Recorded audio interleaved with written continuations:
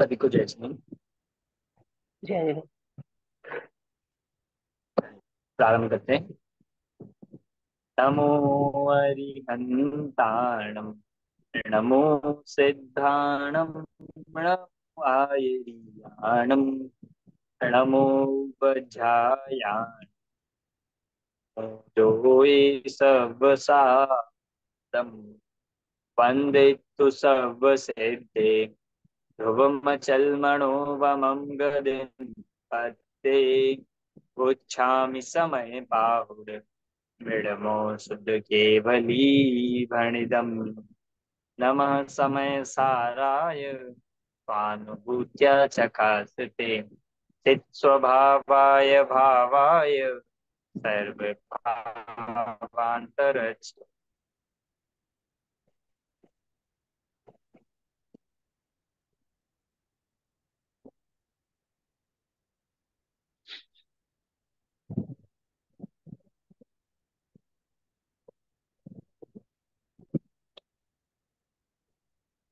चलिए। सर आपका नेट अटक समागम रहा है। Honours semester 8, semester 8।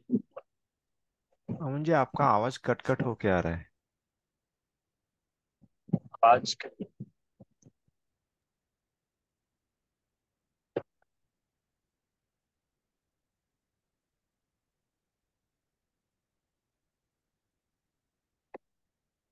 अभी आ रही है आवाज? अब ठीक है।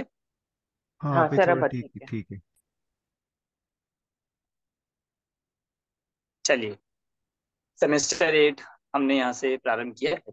सेमेस्टर 8 में पेपर 1 समय सारणी ग्रंथ, और समय सारणी ग्रंथ में पूर्व रंग अधिकार की 25 से लेकर 38 नंबर की गाथाएं अपनी चल रही है, जिसमें निश्चय स्तुति और व्यवहार स्तुति का प्रकरण हम यहाँ पर देख रहे हैं।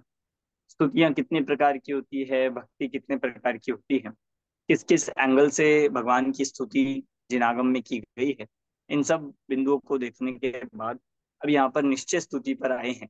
निश्चय स्तुति के 3 प्रकार बताए जाएंगे, जिसमें पहला भेद यहाँ पर निश्चय स्तुति का हमने देखा था कि जिसको अगर हम पूरा रिवाइज करें कि जो इंद्रियों को जीतते हैं, जो इंद्रियों को जीत कर अपने आत्मा को ज्ञान स्वभाव से अधिक जानते हैं, अनुभव करते हैं, ऐसे जीवों को जितेंद्रिय जिन कहा गया है। और ये पहले नंबर की स्तुति है। और ये स्तुति कौन से दोष के परिहार पूर्वक होती है? तो ये ज्ञेय ज्ञायक संकर दोष के परिहार पूर्वक ये स्तुति होती है। ये 3-4 बिंदु हमें इसमें ध्यान रखने वाले हैं, जिनकी हमने बात यहाँ पर पिछली क्लास में करी थी। इंद्रिय कितने प्रकार की होती है? सर 3 होती हैं। 3। हाँ। हाँ। हम जो पढ़ते हैं कि 5 इंद्रिया, वो यहाँ पे चर्चा नहीं है। यहाँ पर 3 इंद्रियों की बात है: द्रव्येंद्रिय, भावेंद्रिय और भाव इंद्रिय के इंद्रिय विषय। और इंद्रिय के विषय भूत। विषय। तो द्रव्येंद्रिय शरीर परिणाम को प्राप्त है और जड़ है, अचेतन है, इसीलिए वो आत्मा से भिन्न है। भावेंद्रिय खंड खंड रूप विषय को जानने वाले हैं, ऐसा खंड खंड प्रतीति में आने वाली भावेंद्रियां हैं। और आत्मा का जो ज्ञान है, अपना स्वभाव है, वो अखंड रूप जानने वाला है, अखंड ज्ञान स्वभावी है। तीसरा, जो इंद्रियों के विषय है, वह इंद्रियों के विषय ग्राह्य ग्राहक संबंध की निकटता वाले हैं, मतलब वो ग्रहण होने योग्य है, वो जानने में आने योग्य, ना कि जानने वाले हैं। तो ऐसे उन इंद्रियों के विषयों को भी आत्मा से भिन्न जानना, क्योंकि आत्मा तो जानने वाला है और वो इंद्रिय के विषयभूत पदार्थ जानने में आने वाले हैं। इसलिए इन तीनों से भेद ज्ञान करके ये कहा था कि ये है इंद्रियों को जीतना। मुझे पिछली बार एक हमने एक दो बात प्रश्न है। आपको बोली। नहीं, भावेंद्रिय में जो हमारे परिणाम आ रहे कंटिन्यूस, वो तो कंटिन्यूस आ रहे हैं, वो खंड खंड होके नहीं आ रहे। तो वो इसमें लेना नहीं, चाहिए क्या? कंटिन्यूअस में भी, कंटिन्यूअस आप कह रहे हो, वो आप धारा प्रवाह रूप कह रहे हो, इस अपेक्षा तो कंटिन्यू है। हाँ। पर आप किसी भी एक वस्तु को देखो, या आप अपने उन विषयों को, उन विचारों को, उन भावों को देखिए। कभी 1 सेकंड में एक वस्तु जानने में आती है, अगले सेकंड में दूसरी आती है, ये हो गया खंड। 1 सेकंड में भी हम आप एक वस्तु के एक एंगल को, एक पक्ष को देख पाते हो, दूसरे को नहीं देख पाते। अभी आपके ध्यान में एकदम कोई विचार आया, दूसरे संबंध में दूसरा विचार आ गया, फिर तीसरे समय में तीसरा। आप इतना नहीं, आप चक्षु इंद्रिय से भी जो भाव इंद्रिय में जानना हो रहा है, तो कभी आप एक नजर घुमाते हो तो कितने पदार्थ जानने में आ जाते हैं, कि बहुत सारे खंड खंड रूप। कभी काला रंग दिख रहा है, कभी लाल रंग दिख रहा है, कभी सफेद रंग दिख रहा है, इतने अलग अलग। और वो भी एक रंग भी या एक विषय भी कंप्लीट नहीं दिखता, थोड़ा सा दिखता है फिर बदल जाता है। मतलब भावेंद्रिय का स्वरूप, जैसे टोडरमल जी ने कहा कि ये क्योंकि रागादि सहित है, इसीलिए ये अपने उपयोग को बारंबार बदलना चाहता है। बारंबार बदलते, मतलब आप सोचो, एक सेकंड ही हम एक विषय पे टिका नहीं पा रहे हैं, उससे अगले समय हम विषय बदल लेते हैं। तो टोडरमल जी ने तो इस बात को ऐसे कहा, क्योंकि राग से हित है इसलिए ऐसा होता है।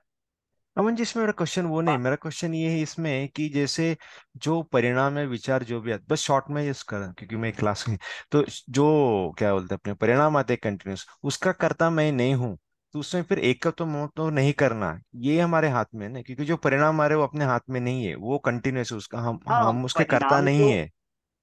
सो परिणाम जो को भावेंद्र में परिणाम, ले सकते क्या आप? वो मेरा जिस क्वेश्चन था। जो ज्ञान के परिणाम चल रहे हैं उनकी हाँ। बात चल रही है, पहली बात तो चारित्र अच्छा। वाले नहीं। और जो हाँ ज्ञान के परिणाम है वो ही भावेंद्रिय कहे जा रहे हैं। हाँ, मैं और ज्ञान वो की बोल रहा हूँ। भावेंद्रिय के हाँ। परिणाम, हाँ, हाँ। वो अपने हाथ में इसलिए नहीं है क्योंकि वो ज्ञानावर्णी कर्म के क्षम पे निर्भर करता है। हाँ। हाँ। जिस हाँ। समय जिसका क्षम होगा वो जानने में आएगा, जिसका खत्म हो जाएगा वो चला जाएगा। हाँ तो ऐसे वो, बदल बदल के। हाँ तो वो भी खंड खंड ज्ञान है कि वो कंटिन्यूस, वो तो कंटिन्यूस विचार तो कंटिन्यूस आते रहते हैं ना, उसमें कभी ब्रेक आता ही नहीं, नहीं। यहाँ विचारों में ब्रेक का मतलब ये है कि हर वस्तु की अपनी सीमा है, और अपना ज्ञान है उस वस्तु को खंड खंड रूप करके जानता है। जैसे आप देखो ना, आपको कोई एक बड़ी वस्तु जाननी है, कोई एक चीज जाननी है, तो आप उसको कंप्लीट नहीं जान सकते। आपको पहले एक देखा कि क्या नाम है, क्या क्षेत्र है, कहाँ की है, क्या किससे बनी है, तो ये हो गया ना खंड खंड। आप मुझे बताइए, आप किसी भी एक वस्तु को पूरा अखंड रूप से जान के दिखाइए। नहीं, नहीं देख सकते। नहीं जान सकते। इसका नाम है भावेंद्रिय। और ये ज्ञानावर्णी कर्म के हाथ में है, ये जीव इसका कर्ता नहीं है। और अज्ञानी जीव इसका कर्ता स्वयं को मानता है, भावेंद्रिय ही जानने वाली है, आत्मा को भूल जाता है। इसलिए वो भावेंद्रिय से अपने को अभेद मानता है। और उसको नहीं, जीतना क्या होगा, कि उसको भिन्न जानना आत्मा से।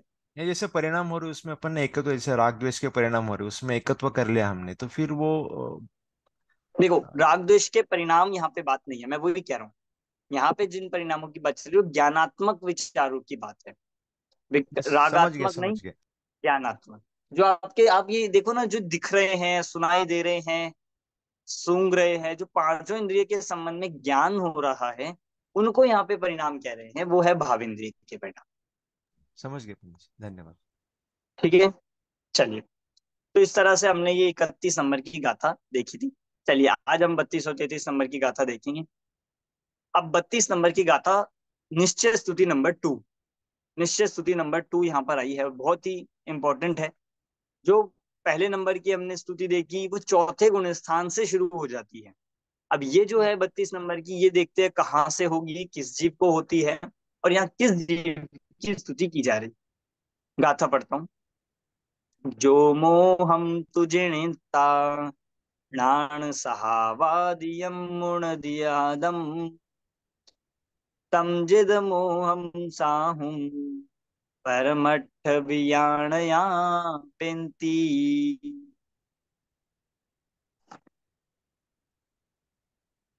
मोह को जो जीत जाने, ज्ञानमय निज आत्मा, जित मोह जिन उनको कहे परमार्थ ज्ञायक आत्मा। वैसे दोनों ही गाथाएं एक साथ है, 33 वाली भी पढ़ते हैं क्योंकि जुड़ा हुआ विषय है।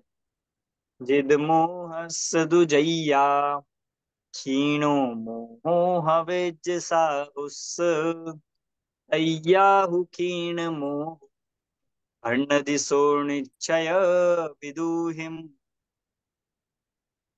सब मोह क्षय हो जाए जब जित मोह सम्यक श्रमण का, तब क्षीण मोही जिन कहे परमार्थ ज्ञायक आत्मा। देखो, अब यहाँ पे उत्थानिका अगर हम देखते हैं तो उत्थानिका लिख रहे हैं दूसरे प्रकार की स्तुति अब कौन सी है। भाव्य भावक संकर दोष के परिहार पूर्वक होती है। और तीसरे नंबर की जो स्तुति है वो भाव्य भावक भाव के अभाव पूर्वक होती है। देखो थोड़ा सा अंतर है, पर वो छोटे से अंतर को समझना जरूरी है, नहीं तो हम दूसरी और तीसरी स्तुति में डिफरेंस ही नहीं समझ पाएंगे। पहले दूसरी की बात करते हैं। अभी तक हम जितेंद्रिय जिन की बात कर रहे थे, जो इंद्रियों को जीते, वो जितेंद्रिय जिन, जिसने इंद्रियों को अपने वश में किया है। हमने आपको बताया था कि इंद्रियों को जीतने का मतलब क्या है, कि इंद्रियों को काट देना, नष्ट कर देना नहीं है। इंद्रियों को जीतने का अर्थ है कि हम जो इंद्रियों के वश हुए हुए हैं उनको अपने वश करना। मशीन। इंद्रियां जो हमको कंट्रोल करती है उसको स्वयं इंद्रियों को कंट्रोल करना। अभी क्या होता है कि हम इंद्रियों के, पिछली बार बताया था कि इतना इंद्रियों के वश हुए हुए हैं एक एक इंद्रिय के, कि हमारा काम ही नहीं चलता। किसी ने टीवी के अपने आप को, मतलब टीवी देखने के बिना नहीं रहा जाता, किसी के मोबाइल चलाए बिना नहीं रहा जाता, किसी से चाय पिए बिना नहीं रहा जाता, किसी से जो और अन्य काम करते हैं, कोई तंबाकू खाता है, कोई बीड़ी पीता है, मतलब सिगरेट आदि करते हैं। तो उन्होंने अपने आप को इतना वश किया हुआ है, किसी को शराब पीने की इतनी आदत है, किसी को गाने सुनने की इतनी आदत है, किसी को इतने अलग अलग पांचों इंद्रियों के वश बना रखा है कि इंद्रियों ने इसको कंट्रोल कर रही। और होना क्या चाहिए, इंद्रियां हमारे वश में होनी चाहिए। क्योंकि इंद्रियों के कंट्रोल में होने का मतलब हो गया कि इंद्रियां जब चाहेगी तब आपको कंट्रोल कर लेगी। और आपको छूटना होगा तो किससे परमिशन लेनी होगी, कि इंद्रियों के वश है तो इंद्रियों से पूछना पड़ेगा। और इंद्रियां छूटने नहीं देती। अब हम किसी को बोलते हैं कि आप त्याग करो, मतलब आप एक आसन करो, उपवास करो, वो कहते नहीं नहीं हमसे नहीं रहा जाता। हमें तो हमें तो सुबह की बेड टी चाहिए ही चाहिए, हमें तो सुबह चाहिए ही चाहिए, हम उसके बिना नहीं रह सकते, या हमें तो नाइट में चाहिए ही चाहिए। तो ऐसा ये जो पराधीनता है, फिर ये हमें धर्म मार्ग में आगे नहीं बढ़ने देगी। किसी को संयम आदि की बात की जाए, किसी को इंद्रियों पे कंट्रोल। तो कोई होता है कि जिनको दिन में सीरियल्स देखने ही देखने, टीवी देखना ही देखना, वो नहीं रह सकते।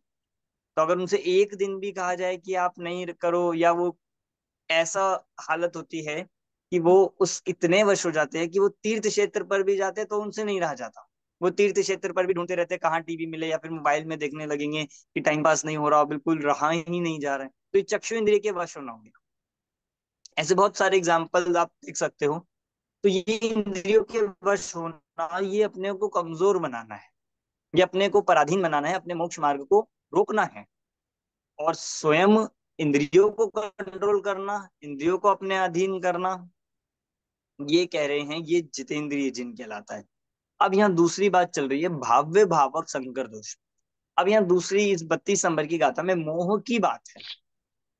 पहले था जितेंद्रिय, अब है जित मोह। जित मोह की बात कर रहे हैं कि जिन्होंने मोह को जीत लिया है। जित मोह कौन हो गया है, जैसे जितेंद्रिय जिन्होंने इंद्रियों को जीत लिया, और जित मोह अर्थात जिन्होंने मोह को जीत। मोह को जीत लिया है। तो अब कैसे जीते मोह को। मोह कोई दुश्मन है कि जिसको जीतना है। मोह से कोई लड़ाई चल रही है, कोई युद्ध चल रहा है, कोई लड़ाई करनी है जो उसको जीतना है, या कोई दुश्मन है क्या। मोह कोई शत्रु है, तो फिर क्यों जीतना है। अगर शत्रु नहीं है, कोई नुकसान है क्या मोह से। नुकसान है, क्योंकि संसार परिवर्तन छूटेगा नहीं, मोहन जब तक नहीं हाँ, होगा तब तक। तो सबसे कि ज्यादा तो मोह मोह ही के है। कि मोह के समान कोई शत्रु नहीं है, नहीं है। और सम्यक के समान कोई मित्र नहीं है। तो मोह हमारा सबसे उत्कृष्ट शत्रु। आप किसी को शत्रु मान रहे हो, किसी को दुश्मन मान रहे हो, उसमें भी आप देखोगे ना तो मोह ही शत्रु है, वो व्यक्ति नहीं है। तो मोह को जीतना है। मोह अब यानी सारा प्रयत्न, मिथ्यात्व आ गया ना इसमें, मोह यानी मिथ्यात्व हाँ ही आ गया। मिथ्यात्व अज्ञान इस सब। अब सारा प्रयत्न, सारा मोक्ष मार्ग इस चीज के लिए समर्पित है कि हम कैसे मोह को जीते। हम भी इसी के लिए कर रहे हैं। हम परमागम पढ़ रहे हैं, कोर्स पढ़ रहे हैं, स्वाध्याय कर रहे हैं, प्रवचन सुनते हैं, इसीलिए कर रहे हैं। पर सबसे बड़ी विडंबना ये है कि वो ही नहीं हो पा रहा, कि जिसके लिए हम सारे काम कर रहे हैं, जिसके लिए हम सारी चीजें कर रहे हैं, सारे प्रयत्न कर रहे हैं, पुरुषार्थ कर रहे हैं, सुबह से शाम तक कार्यक्रम कर रहे हैं, शिविर अटेंड करते हैं, बहुत सारी चीजें करते हैं, पर वो ही नहीं हो पा रहा। तो मोह को जीतने की विधि क्या है, कहीं वहीं तो गलती नहीं? क्या लगता है नरेश जी, मोह को जीतना है या नहीं? बिल्कुल जीतना है सर। क्या परेशानी क्या है मोह से? हमारा जो गोल है, लक्ष्य है, मोक्ष, मोक्ष मार्ग में सबसे बड़ा दुश्मन शत्रु तो यही है, क्योंकि हम यहाँ अटक जाते हैं, आगे बढ़ ही नहीं पाते, संसार में तो रहते क्या हैं। दिक्कत क्या कर रहा है मोह आपको? रोक रहा है, पकड़ रहा है? नहीं, वो नहीं रोक रहा, फिर हम अपने लक्ष्य में नहीं है ना, हम अपने में जा ही नहीं पाते, हम पूरा टाइम पर में ही मोह के वश, राग द्वेष, वही संसार चलता रहता है। बिल्कुल, कि मोह सबसे बड़ा शत्रु ही इसीलिए कहा है कि ये मोह मतलब अज्ञान, मिथ्या मान्यता, उल्टी मान्यता, हमारा असंयम, विपरीतताएं, अतत्व श्रद्धान, सातत्व की भूल, ये मोह ही है जो सच्ची बात समझने नहीं देता। सिंपल शब्दों में अगर हम बात करें, जैसा वस्तु का स्वरूप है वैसा मानने नहीं देता। जिनवानी ये कहती है, वस्तु स्वरूप ये कहता है कि आत्मा और शरीर अलग अलग है, और मोह मानने नहीं देता। जिनवानी ये कहती है कि ये जो शरीर है ये अलग है, और बच्चे, परिवार, घर, कुटुंब, ये सब भिन्न हैं, स्वार्थ के सगे हैं, ये सब मेरे नहीं है। और मोह क्या कहता है कि नहीं नहीं नहीं, मेरे बच्चे हैं, मेरे बच्चे तो बहुत, या हमारा परिवार तो बहुत हेल्पिंग है, बहुत सपोर्टिव है, बहुत साथ देने वाला है, साथ जाएंगे, साथ रहेंगे, बिल्कुल बहुत एकता है। और ये कह रहे हैं, नहीं, एकत्व भावना कह रही है कि सब अलग अलग है। तो ये मोह का काम है। मोह का काम ये होता है कि जो सही है वो नहीं मानने दो। जब जब ये व्यक्ति स्वाध्याय सुनेगा, जब जब ये अच्छे मार्ग पर लगने जाएगा, तो मोह कहेगा, रोकेगा। मोह का काम है इसको उल्टा विचार कराना, उल्टी मान्यता रखवाना। तो इस मोह को जीतना ही पड़ेगा। अमन जी, इसमें ये भी हो सकता है ना कि हमने सब कुछ सुना है, बट हम एकांत में बैठ के तत्व निर्णय की, सॉरी, तत्व विचार नहीं करते गहराई में, एकांत में एक दो घंटा बैठ के वो तत्व विचार करने के बाद फिर निर्णय पे पहुंचना चाहिए। निर्णय एक बार जब हो जाएगा तब ये मोह ढीला हो जाएगा। और जब उसका बार बार आप ये करोगे, आपका निर्णय पक्का हो जाएगा, तब मोह छूट जाएगा, ऐसा मुझे लगता है। वो तो प्रोसेस तो है ही, पर अभी तो बात ये है कि उसको छोड़ने की इम्पोर्टेंस ही तो लगे, कि उसको जीतना है। अभी तो हम इतने अपने लाइफस्टाइल में इतने सेट हो गए हैं, इतना रूटीन चल रहा है, इतने हैबिचुअल हो गए हैं कि हमें लगता ही नहीं है कि उस मोह से कोई दिक्कत भी है। नहीं, उसमें निर्णय नहीं हुआ है ना, इसलिए ऐसा लग रहा। जब तक आपका हाँ, एक भी परमाणु में आपकी सुख बुद्धि रहेंगी परद्रव्य में, तब तक आपको आत्मानुभूति होंगी नहीं, और तब तक आपका मोह क्षीण कभी नहीं होगा। 100% आपको निर्णय करना ही और हम पड़ेगा। हम इस हम इस तरफ से कह रहे हैं कि जब इसको लगेगा ही नहीं कि मोह को हराना है, तो हराएगा ही क्यों? हाँ, हराएगी। जब तक ये लगता रहेगा कि नहीं नहीं क्या परेशानी है। बल्कि उल्टा है, एक दिन हमने बात करी थी पहले, कि अगर किसी माता को, किसी व्यक्ति को, किसी पिता को अपने बच्चों से मोह ना हो, तो हमें ऐसा लगता है कि कैसा व्यक्ति है, इसको मोह ही नहीं है। अपने बच्चों से मोह होना चाहिए कि नहीं? बिल्कुल होना चाहिए। कि बिल्कुल अपने परिवार से मोह होना चाहिए, धन से मोह सर, जो होना ज्यादा चाहिए। मोह करता है उसे कहते हैं कि ये तो बहुत बढ़िया अपना घर चला रहा है। कितना हाँ, जो ज्यादा मोह करता है उसको लगता है कि देखो कितने बढ़िया, कितना ध्यान रखते हैं, कितना इनका ध्यान बिल्कुल रखते हैं। हाँ, परिवार में एकदम लगे रहते हैं, लगे नहीं रहते, वो फंसे रहते हैं, कि बिल्कुल एकदम परिवार में दिन भर अपने शरीर की एकदम मेंटेनेंस रखते हैं, बहुत ध्यान रखते हैं। और जिसको कुछ मोह ना हो, वो ऐसा लगता है कि ये तो खराब व्यक्ति है। मतलब हमारा दृष्टिकोण ही बदल गया है। हमें मोह को अभाव करने वाला अच्छा लगना चाहिए था, जिनके मोह कम है वो अच्छे लगने चाहिए थे। अब हमें लगता है कि जिनके मोह कम है वो तो गलत है, हाँ। इनको तो मोह ही नहीं है। तो मोह होना चाहिए कि नहीं होना चाहिए?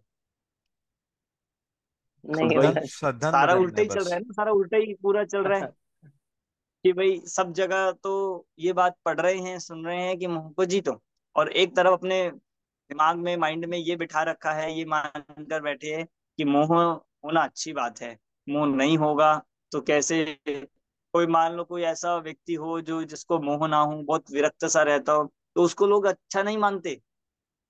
उसको ऐसा लगने लगता है कि कैसी माँ है, कैसा वो है, बच्चों से मोह नहीं है, परिवार से मोह नहीं है, अपना धर्म करते रहते हैं और ये सब। तो बिल्कुल ही उल्टा। इसका मतलब मोह को शत्रु कहा इसीलिए है कि मोह, क्योंकि एक तो मोक्ष मार्ग में सबसे बड़ा बाधक है। दूसरा, मोह का काम ही है ये, उसको अहितकारी लगता नहीं है, वो लगने नहीं देता। ये भी मोह से ही हो रहा है कि मोह को मैं जीत नहीं पा रहा, या मोह मेरा शत्रु नहीं है। ये भी मोह का ही काम है। मतलब होता है ना, जैसे कोई व्यक्ति गलत संगति में रहे, कोई लड़का या कोई गलत संगति में रहे, तो वो गलत संगति वाले ही उसको ये सिखाते हैं कि ये गलत नहीं है, वो ही कहते हैं कि ये ठीक है। तो ऐसे ही मोह की संगति में रह रहा है, और मोह ही इसको ये सिखाता है कि कोई दिक्कत नहीं है, सब अच्छा चल रहा है, बढ़िया परिवार है, बहुत धन संपत्ति है, बहुत अच्छा वैभव है, वेल सेटल्ड लाइफ है, जॉब है, बच्चे बात मानते हैं, तो क्या दिक्कत है। तो ये मोह ही सिखाता है। तो यहाँ कह रहे हैं, मोह को जीते बिना स्तुति नहीं हो सकती। और मोह को जो जीतते हैं उनको कहते हैं जित मोहम। जो मोहम तु जिणता, जो मोह को जीत कर नान सहावाद्यम मुनदि आतम। प्रोसेस वही है। आप देखना पिछली गाथा से कितनी चीजें कॉमन है। पिछले में था जो इंदियम तुझे नित्ता, यहाँ कह रहे जो मोहम तुझे नित्ता, ये एक वर्ड चेंज हुआ। फिर कहा नान सहावाद्यम मुनदि आदम, वहां भी यही था, नान सहावाद्यम मुनदि आदम, ये आत्मा को ज्ञान स्वभाव से अधिक जानता है। फिर कहा तम जित मोहम साहुम, वो जित मोह साधु है, कि ठीक है, पहले कहा था वो जितेंद्रिय है। परम अट्ठ बयाणया बिनती, कि ऐसे परमार्थ के जानकर ऐसा कहते हैं। और पहले भी कहा था ऐसे निश्चय को जानने वाले कहते हैं। सिर्फ इतना बदला है कि मोह को जीतने वाला जितमोह है, और इंद्रियों को जीतने वाला जितेंद्रिय है। प्रक्रिया क्या है दोनों में, तरीका क्या है जीतने का, वेद विज्ञान। कि वो कॉमन है, नान सहावाद्यम मुनदि आत्मा। पिछली क्लास में मैंने आपको बताया था, किसी को जीतने का सबसे बढ़िया तरीका होता है डिवाइड एंड रूल। रूल, हाँ। Divide and rule. तो ये यहाँ पर डिवाइड किया जा रहा है कि अभी जैसे पहले इंद्रियों को अपना स्वभाव मानता था, इंद्रियां अपनी लगती थी, इंद्रिया अपना स्वभाव लगती थी, ऐसे ही मोह भी तो लग रहा है। मोह को जीतना इसीलिए नहीं हो पा रहा क्योंकि सबसे, मैं तो यही रीजन मानता हूं कि मोह हमें शत्रु जैसा लगता ही नहीं। मोह जीतने लायक है ये लगता ही नहीं। मोह को हमें हाँ, नष्ट करना ही लगता ही नहीं। हम एक तरफ प्रवचन में बैठे हुए सुनते हुए कहते हैं कि नहीं नहीं, हमें मोह का अभाव करना है, मोह को जीतना है, और हम खुद ही ऐसा लगता रहता है कि कोई परेशानी तो है नहीं, फिर भी आप कह रहे हो तो ठीक है,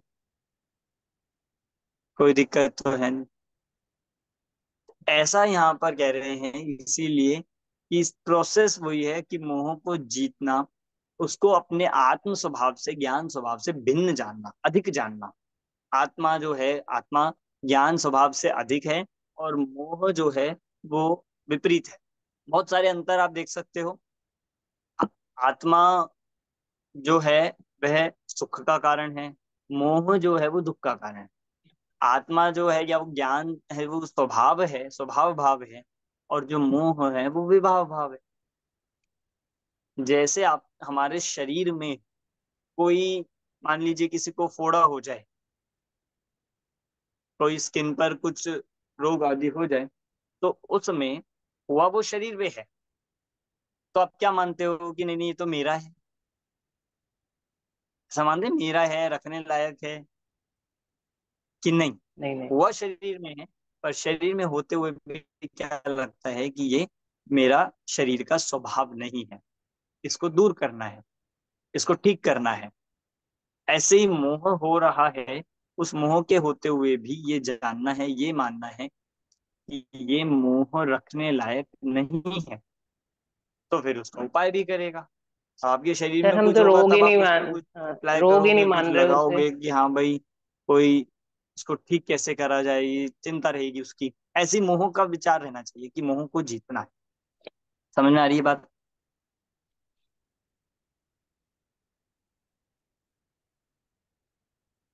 क्या आपकी आवाज ब्रेक हो गई है? सर हम उसे रोग ही नहीं मान रहे, रोग मानेंगे तो ठीक करेंगे ना। हाँ, उसको रोग ही नहीं मान रहे। सबसे बड़ी मतलब मानसिक रूप से जो भूल है वो यही है। फिर प्रोसेस तो बहुत आसान है। आप रोग को हम रोग रोग मानेंगे जानो, तो ठीक करेंगे, तो ठीक तो फिर करेंगे। प्रोसेस बहुत आसान है कि बस ज्ञान स्वभाव से अधिक आत्मा को जानना है। फिर तो प्रत्यक्ष दिखेगा ना। जो ऐसा मानेगा कि नहीं नहीं ये तो मेरा है, मेरा स्वभाव है, तो वो कभी नहीं छोड़ने वाला। इसलिए मोह को जीतने का ये स्वभाव, ये तरीका बताया। अब आते हैं अगली गाथा में। ये मोह को भिन्न जानने का हुआ। अब 33 नंबर की गाथा में तीसरे नंबर की जो स्तुति है, वो मोह को मूल से नष्ट करने की बात हो।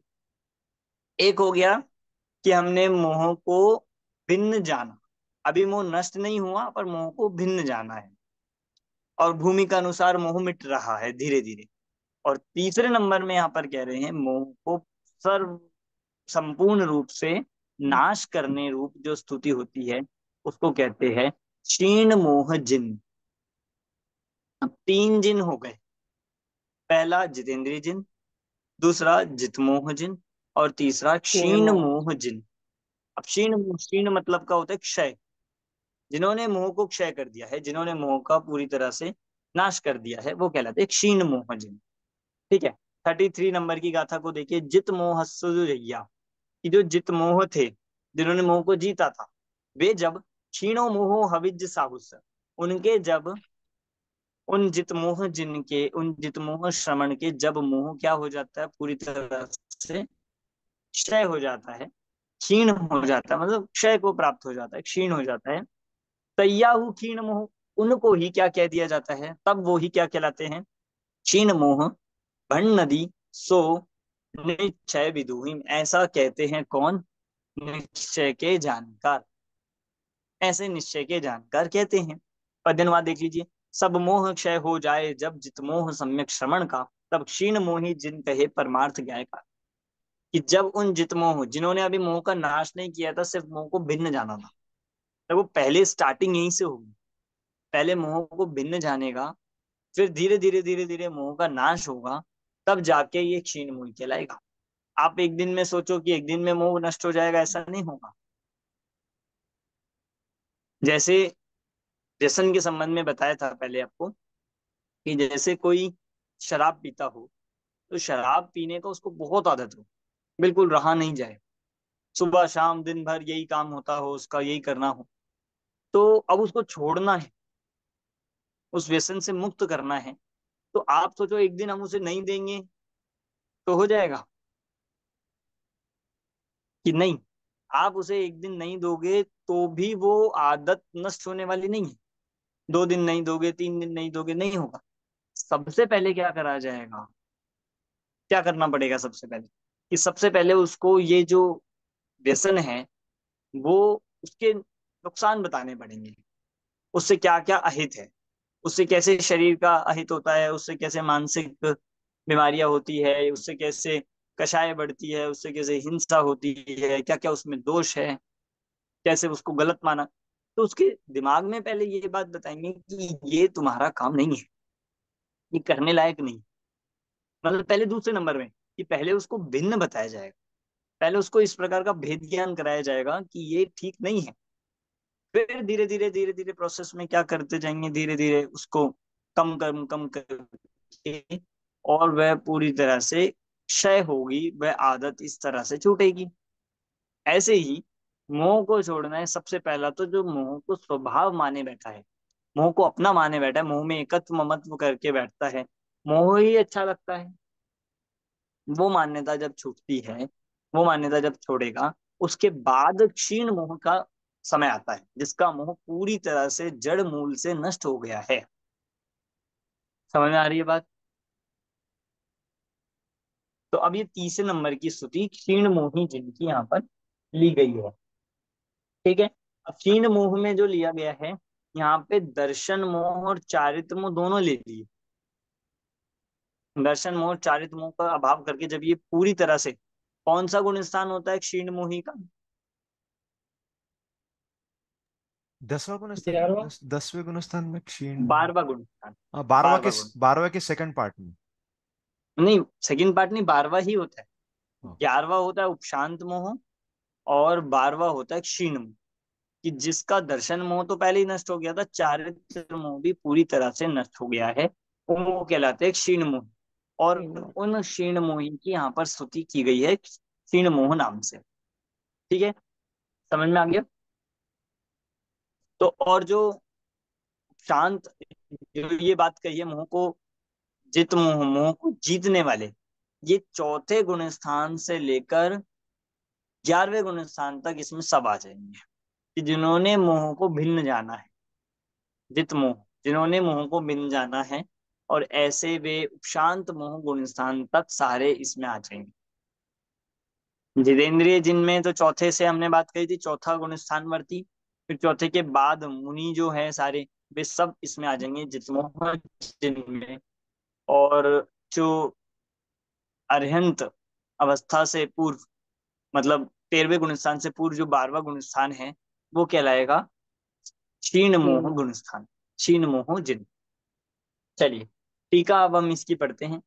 टीका स्टार्ट करेंगे, आप में से कोई पढ़ेगा जिनके पास ग्रंथ चलो है? फिर मैं पढ़ूं। बिल्कुल इजी टीका है, पढ़िए, आप पढ़िए। चलो, सर कौन कहाँ से पढ़ना है? आपको ये पढ़ना है कि आत्मख्याति में इस प्रकार स्पष्ट किया गया है। आपके पास क्या है, अनुशीलन है क्या? सर अनुशीलन भी दोनों है। अच्छा, मूल ग्रंथ में पेज नंबर 80 है, और लास्ट सर मूल पैराग्राफ। ग्रंथ ना मेरा पुराने वाला है। पेज नंबर एक 301 पर मिल जाएगा, तो सेकंड आप 301, अच्छा मैं पढ़। पैराग्राफ। आत्मिक ख्याति में इस प्रकार स्पष्ट किया गया है, थर्ड पैराग्राफ। हाँ, पेज नंबर 301, बिल्कुल सर। अनुशीलन में। तो नहीं नहीं, हाँ हाँ अनुशीलन जी। में, हाँ। जो मुनि फल देने की सामर्थ्य से, ये थर्ड पैराग्राफ हाँ में। ठीक है, जो मुनि, ठीक है। जो मुनि फल देने की सामर्थ्य से उदय रूप होकर भावक पने से प्रकट होते हुए मोह कर्म के अनुसार प्रवृत्ति वाले भाव्य रूप अपने आत्मा को भेद ज्ञान के बल से दूर से ही अलग करके, इस प्रकार मोह का बल पूर्वक तिरस्कार करके समस्त भाव्य भावक संकर दोष दूर करके एकत्व में टंकोत्कीर्ण विश्व के ऊपर तिरते हुए प्रत्यक्ष उद्योतपने से सदा अंतरंग में प्रकाशमान अविनश्वर स्वतः सिद्ध और परमार्थ रूप भगवान ज्ञान स्वभाव के द्वारा परमार्थ से सर्व अन्य द्रव्यों से भिन्न अपनी आत्मा का अनुभव करते हैं, वे निश्चय से जित मोह जिन है। यह दूसरी निश्चय स्तुति है। पूर्वोक्त विधान से आत्मा में से मोह का तिरस्कार करके ये देखिए, पूर्वोक्त।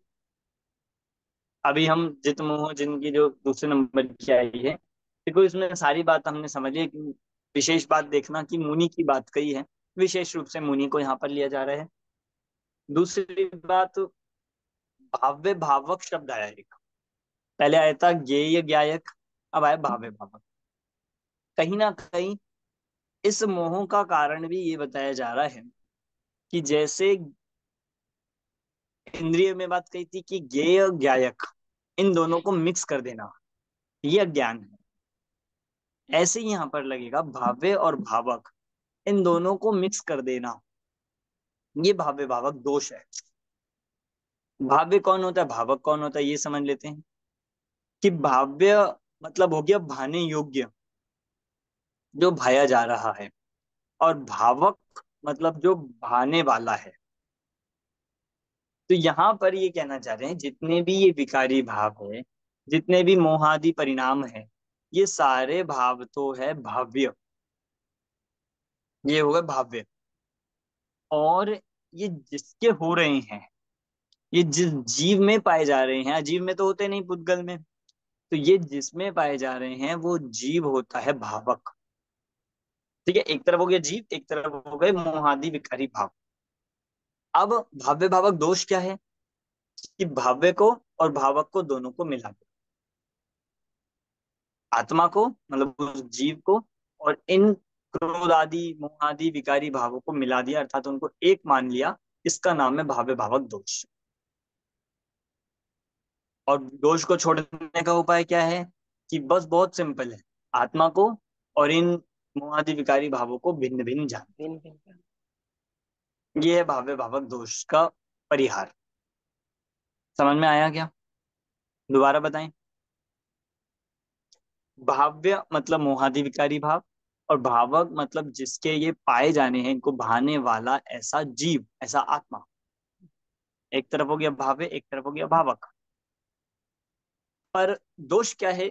कि भाव्य भावक दोनों को एक मानना, दोनों को मिक्स करना, दोनों को भिन्न भिन्न न जानना। और इनका परिहार कैसे होगा, दोष से मुक्ति कैसे होगी? कि भाव्य अलग है, भावक अलग है, आत्मा अलग है और ये मोहादि विकारी भाव अलग है, बस इतना सा काम। ऐसा भिन्न भिन्न जानता है तो भाव्य भावक दोष के परिहार पूर्वक कि दूसरे नंबर की भाव्य भावक संकर, इस दूसरे नंबर की स्तुति जिसको जित मोह जिन कहते हैं। समझ में आ गई टीका? अमन जी, इसमें ऐसा है ना कि जो मोहादि परिणाम है ये आत्मा में ही उत्पन्न हो रहे, बट आत्मा के विकारी भाव है, तो इसको डिफरेंशिएट हाँ, करना स्वभाव कि नहीं है। स्वभाव नहीं है और मेरा स्वभाव खाली जानना देखना है, तो ऐसा भेद हाँ विज्ञान जी, करने से फिर दोनों में डिफरेंशिएट हो जाएंगे। बिल्कुल सही है। अगला पढ़िए, थर्ड पैराग्राफ, मतलब सेकंड पैराग्राफ।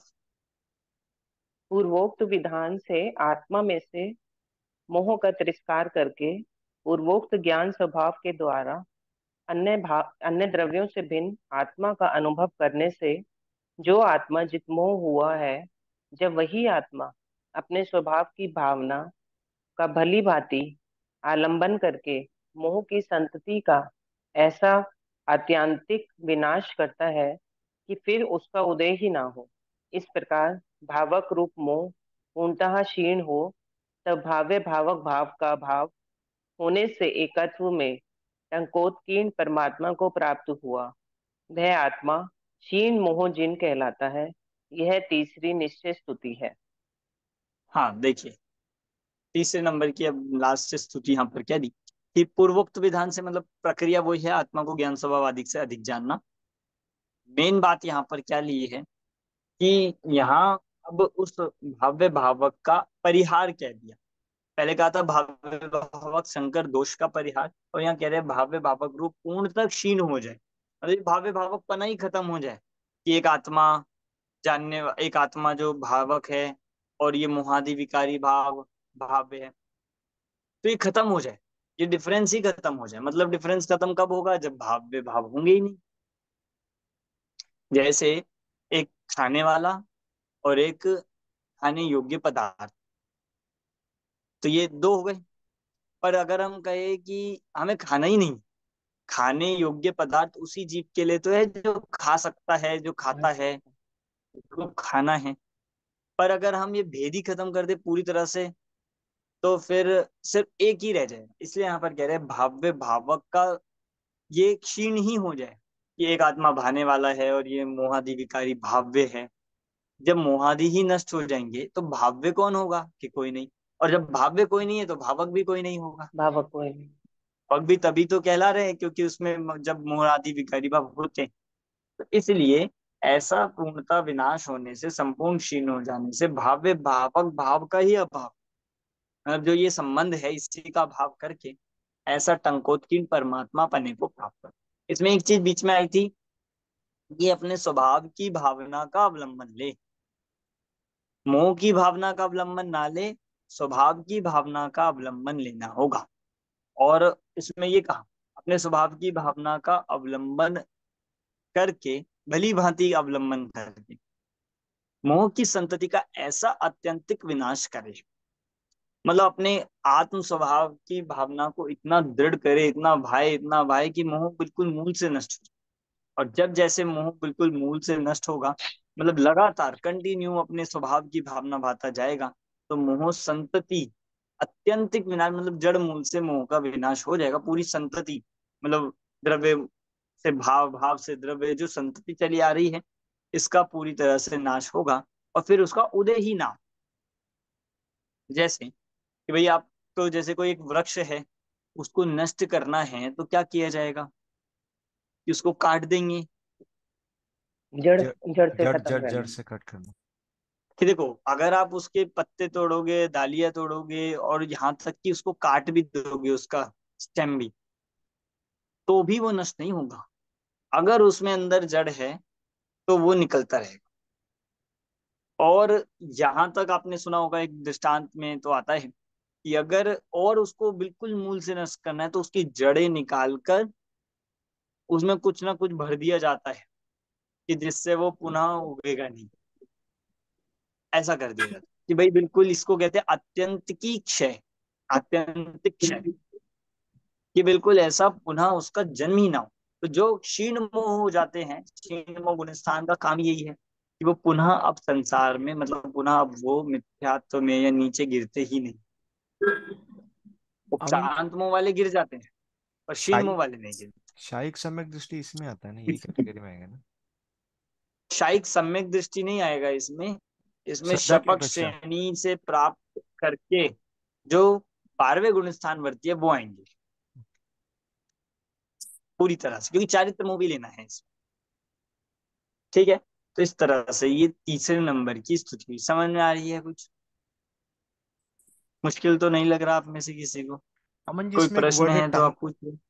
इसमें एक प्रश्न, इसमें एक शब्द है टंकोत्कीर्ण, वो थोड़ा पता है उसके बारे में? हाँ, टंकोत्कीर्ण मतलब क्या होता है कि जैसे आपने देखा होगा कि जो एनग्रेविंग होती है कहीं कहीं दीवार पे, पत्थर पे, या मेटल पे भी होती है, किसी किसी स्टील के ग्लास पे देखिए, तो वो क्या होता है कि आप उसको कितना भी साफ करोगे वो साफ नहीं होगी, कितना आप उसको कुछ भी लगाओगे वो साफ नहीं होती। पत्थर पे भी इस तरह से, दीवारों पे जो किया जाता है, जो उत्कीर्ण किया जाता है, उसको कहते हैं टंकोत्कीर्ण करना।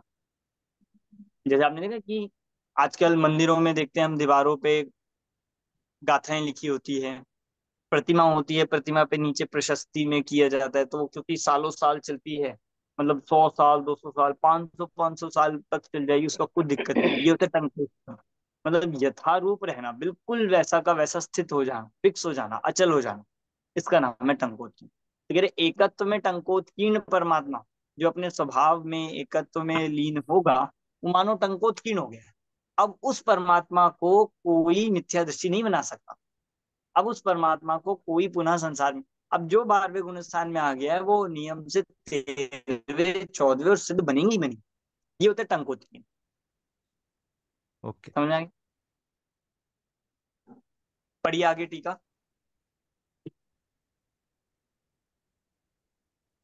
गाथाओं में जहाँ मोह पद का प्रयोग हुआ है, उसके स्थान पर राग, द्वेष, क्रोध, मान, माया, लोभ, कर्म, नौकर्म, मन, वचन, काया शब्दों को रखकर 11-11 गाथाएं बनाकर उनका भी इसी प्रकार व्याख्यान करना तथा कर्ण, चक्षु, घ्राण, रसना और स्पर्शन, इन 5 इंद्रियों को भी मोह पद के स्थान पर रखकर इंद्रिय सूत्र के रूप में 5-5 गाथाएं पृथक से बनाना और उनका भी पूर्ववत व्याख्यान करना।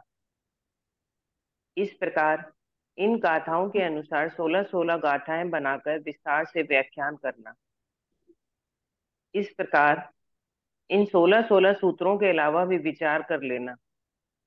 हाँ देखिए, अब यहाँ पे कह दिया कि जैसे हमने मोह की बात कही है, आप ऐसी और भी गाथा बना सकते हैं। जैसे मोह को जो जीत जाने, ज्ञानमय निज आत्मा, ऐसे आप मोह की जगह पे 16 पद रख सकते हो। राग, द्वेष, क्रोध, मान, माया, लोभ, कर्म, नौ कर्म, मन, वचन, काय, इन शब्दों की 11-11 गाथाएं बन जाएगी। मतलब इनसे ऐसे पद बना के, फिर 5 इंद्रियों के, चक्षु, घ्राण, स्पर्शन, रसना, घ्राण, चक्षु, कर्ण, ये 5, तो 16, ऐसी 16 गाथाओं को आप रखकर उनसे भेद ज्ञान कर सकते हो। कि जैसे यहाँ पर अनुशीलन में कुछ एग्जाम्पल भी दिए हैं कि जो मोह को जीत जाने, ऐसा था। यहाँ क्या लिखा? राग को जो जीत जाने, ज्ञानमय निज आत्मा, जित राग जिन उनको कहे परमार्थ ज्ञायक आत्मा। द्वेष को जो जीत जाने, ज्ञानमय निज आत्मा, जित द्वेष जिन उनको कहे परमार्थ ज्ञायक। मतलब तीनों गाथाओं का सार रूप ये कह दिया कि हमने कुछ पद पे आपको लिख के दिया है, क्योंकि जो मोह का, जो जो मोह को जीतेगा वो राग को भी जीतेगा, वो द्वेष को भी जीतता है। ऐसा तो नहीं है कि मोह जीत लिया अभी हमारे मायाचारी रह गई है, कि नहीं।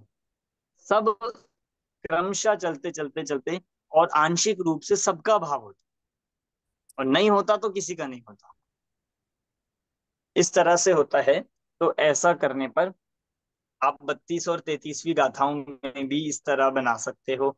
सब राग क्षय हो जाए जब चित राग सम्यक शमन का, तब क्षीण रागी जिन कहे परमार्थ ज्ञान। क्षीण रागी कहो वीत रागी कहो एक ही बात है। तो ऐसी बहुत सारी 16 गाथाएं बनाई जा सकती। समझ में आ गया आपको? चले आगे।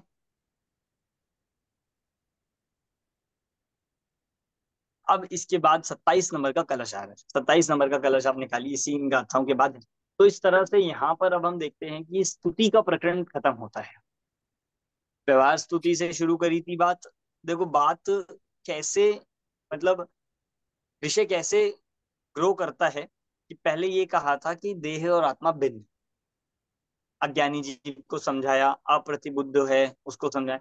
उसको एक पॉइंट ये दिमाग में आ गया कि अगर आप आत्मा और शरीर को भिन्न भिन्न कहोगे तो सारी स्तुति का क्या होगा, सारी भक्तियों का क्या होगा, सारे भजनों का क्या होगा, सारे स्तुति साहित्य का क्या होगा। फिर उसको समझाया कि देखो देखो, दो प्रकार की स्तुति होती है, एक व्यवहार स्तुति, एक निश्चय स्तुति। जो व्यवहार गुणों की बात करे, जो देह आदि के गुणों की बात करे, वो कहलाती है व्यवहार स्तुति। और जो आत्मा के गुणों की बात करे वो निश्चय स्तुति।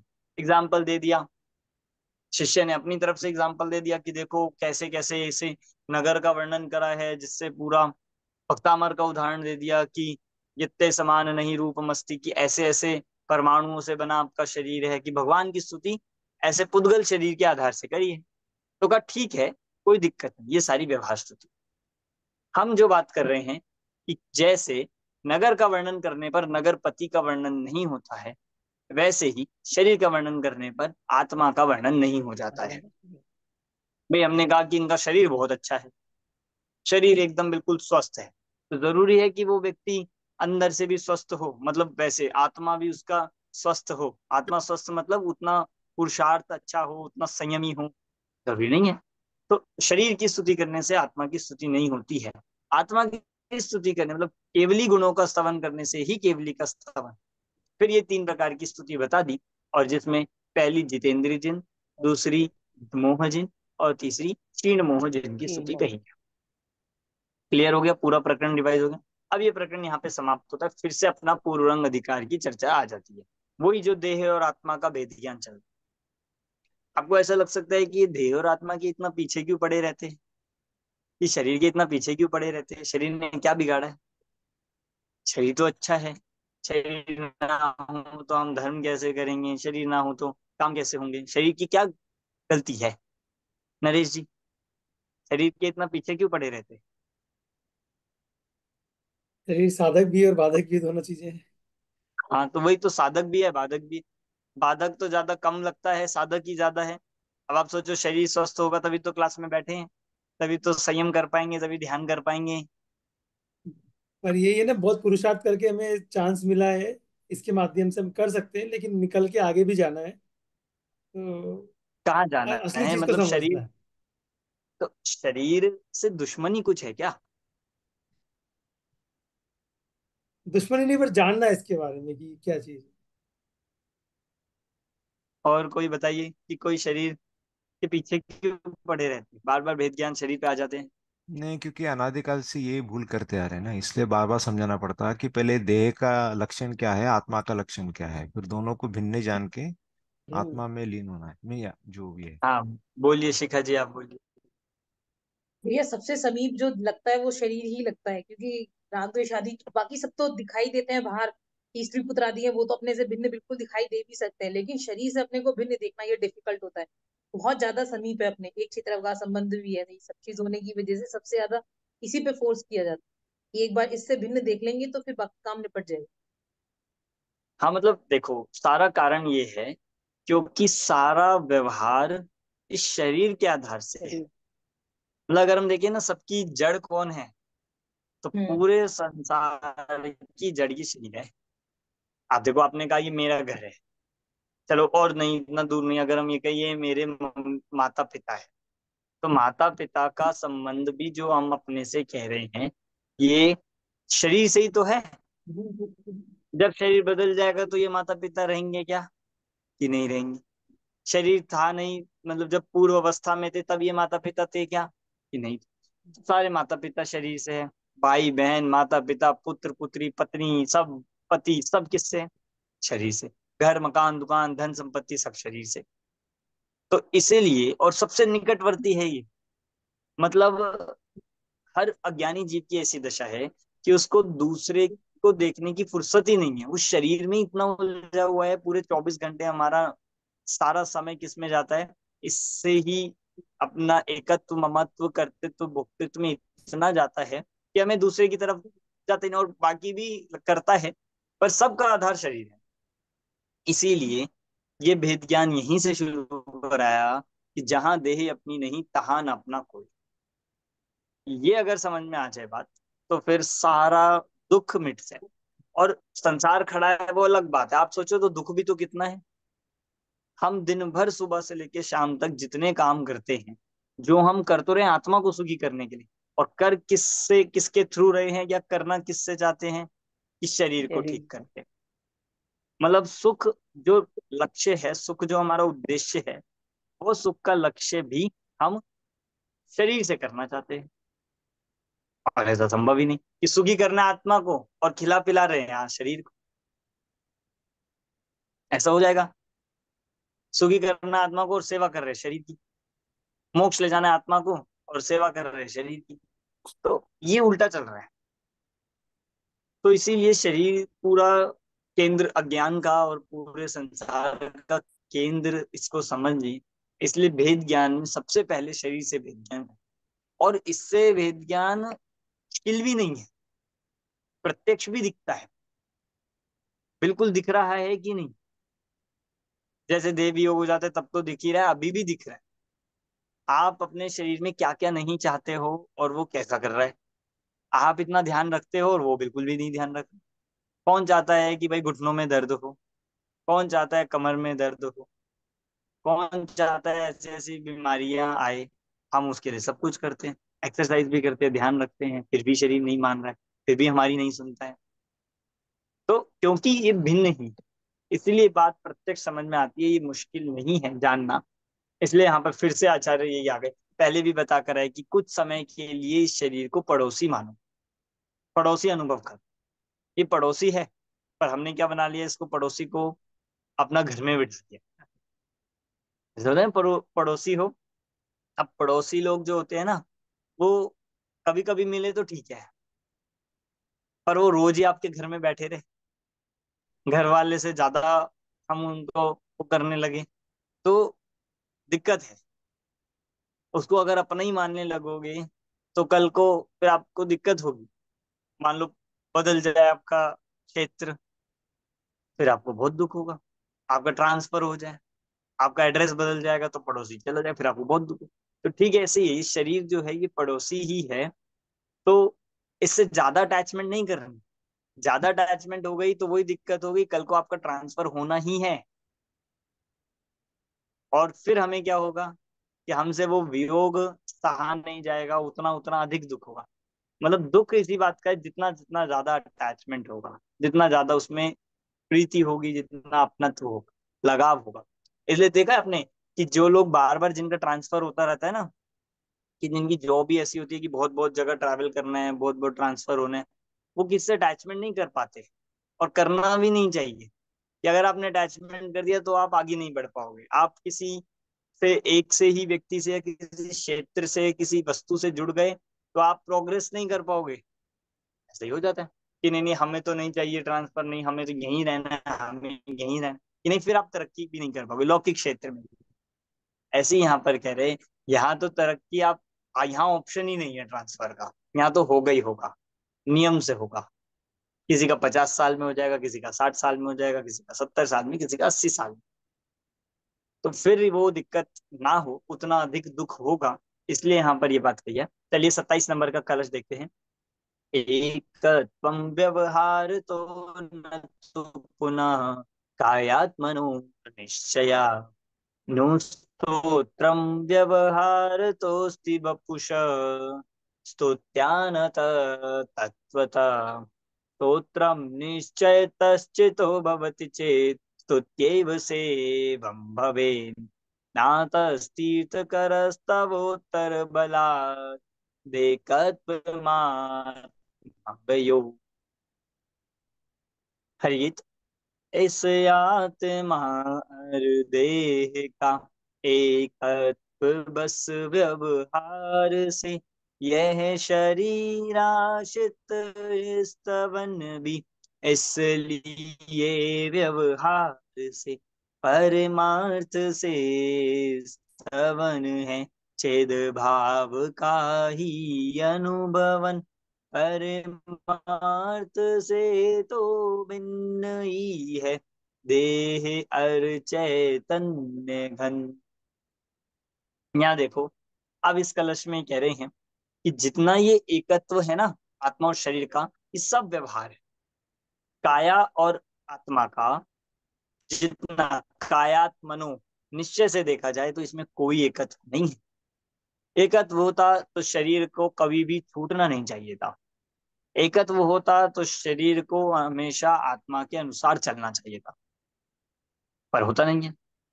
इसीलिए तो फिर ये जितने स्तोत्र है, स्तोत्रम व्यवहार तो अस्ति वपुषा स्तुत्या न तत्पता, कि जितने ये शरीर आश्रित स्तवन है, ये स्तोत्र भी सब कैसे है, व्यवहार तो अस्ति, व्यवहार से ही है। तत्वता तो तत्व दृष्टि से तो न वपुषा स्तुत्या, ये शरीर की स्तुति आत्मा की स्तुति नहीं। तत्व दृष्टि से देखा जाए, निश्चय से देखा जाए तो तत् आत्मा की स्तुति ही आत्मा की स्तुति, शरीर की स्तुति आत्मा की स्तुति नहीं।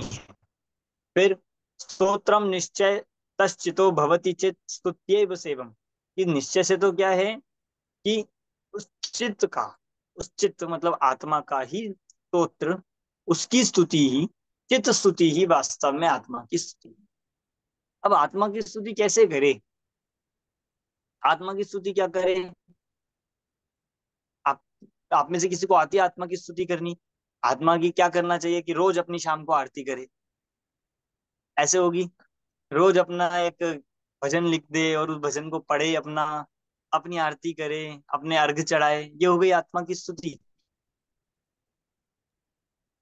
तो आत्मा यहाँ में बताया आत्मा में कि अपनापन। चिद भाव का ही अनुभवन, ये क्या है ना लास्ट लाइन में, ना तस तीर्थ करत्वतो तर बलात् एकत्व आत्म अंग, कि आत्म अंग में, अपने उस आत्मा में एकत्व करना, अर्थात उसका अनुभवन करना, उस आत्मा का जो निश्चय से कहा गया है, उस आत्मा का अनुभवन ही वास्तव में आत्मा की स्तुति है।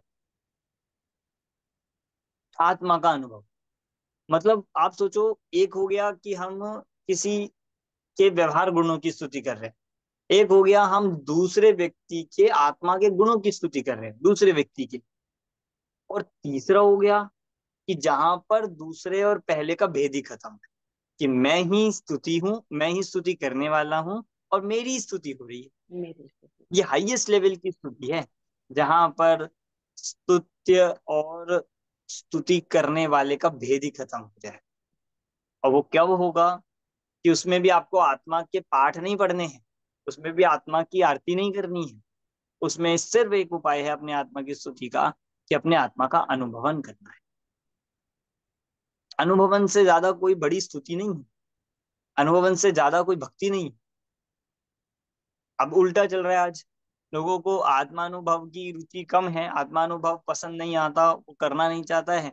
आप भक्ति पढ़वाओ, आप भक्ति करवा दो, जितनी स्तुति करवा लो, ऐसा लगता है हमने बहुत स्तुति करी, हमने बिल्कुल एकदम अखंड स्तुति करी, इतने दिन करी, इतने टाइम तक करी। कि कह रहे आत्मा अनुभवन से बड़ी कोई स्तुति नहीं।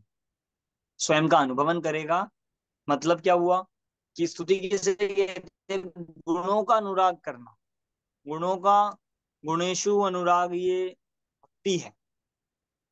तो आत्मा के गुण, ज्ञान, दर्शन, सुख, चारित्र, इनका अनुराग भी सच्चा यही है, इनको बोलना नहीं, सिर्फ बोलते रहने का नाम नहीं है। इसका अनुभव करना, मैं आत्मा हूं, ये रियलाइज करना, ये स्वीकार करना, ये श्रद्धान करना, इसका नाम है आत्मा का अनुभवन, आत्मा के गुणों का स्तवन, इसी का नाम है आत्मा की स्तुति। समझ में आ रही है बात? हम कर सकते हैं कि नहीं आत्मा की स्तुति? कि नहीं नहीं, ये तो बड़े उनकी बात है, हम तो पहले दूसरे की करें? कि नहीं, हम भी कर सकते हैं?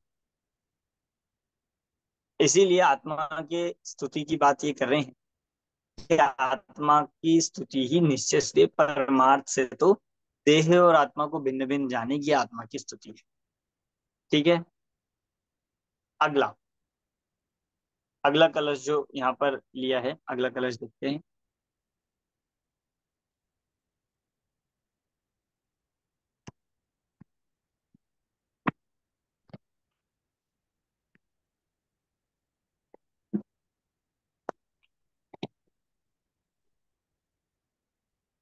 एक मिनट बस, इसमें कुछ तो हीरे मोती।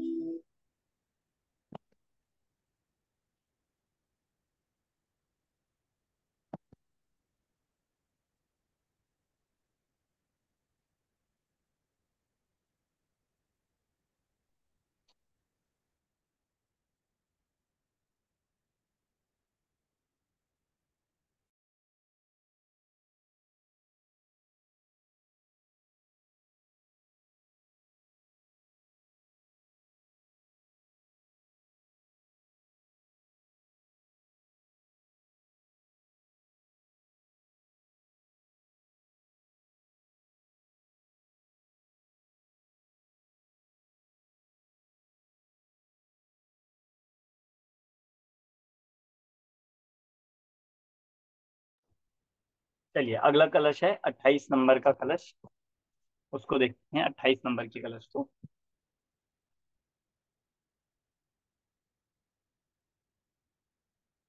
इति परिचित तत्त्वैरात्मकायैकतायां नय विभजन युक्त्यात्यन्तमुच्चादितायाम् अवतरति न बोधो बोधमेवाद्य कस्य स्वरसर स्वरसरवसकृष्ट प्रस्फुटन्नेक एव।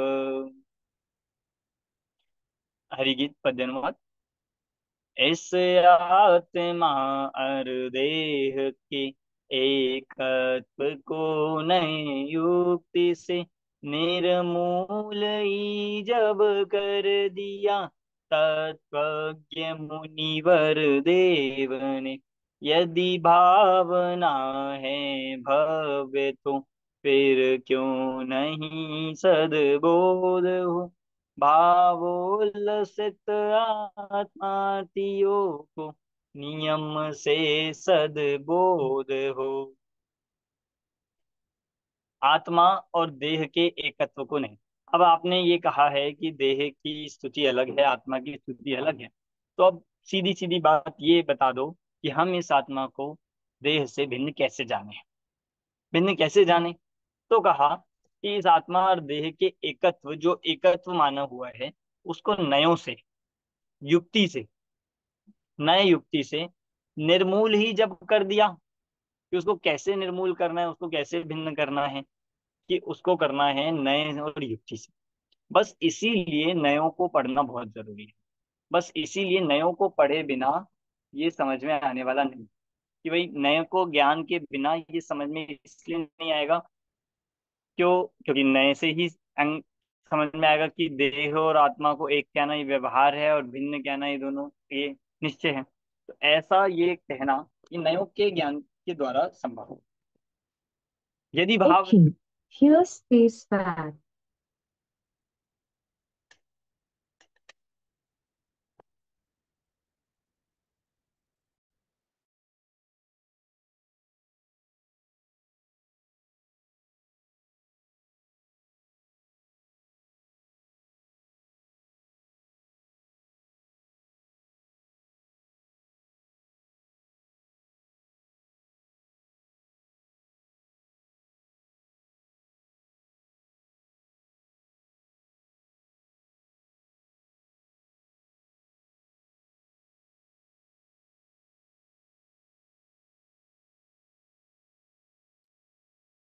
हाँ, यदि भाव न है भव्य तो फिर क्यों नहीं सद्बोध हो।